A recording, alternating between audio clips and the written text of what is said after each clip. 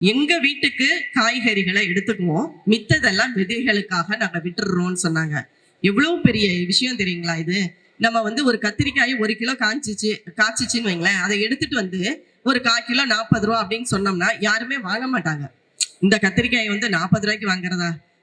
பேசாம கடையில போனோம்னா ஒரு 15 ரூபாய்க்கு வாங்கிக்கலாம் அப்படின்னு சொல்லி நினைக்கிறப்ப, அப்ப நம்ம கத்திரிக்காயை பறிச்சு வச்சுட்டு இது விக்கலங்கிறப்ப மனசு ரொம்ப கஷ்டமா இருக்கும்.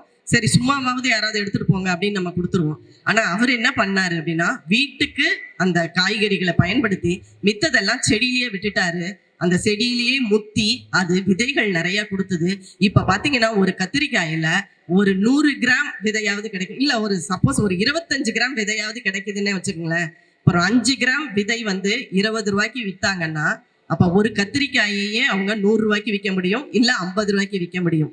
இது ஒரு சிறந்த மதிப்பு கூட்டல் தானே.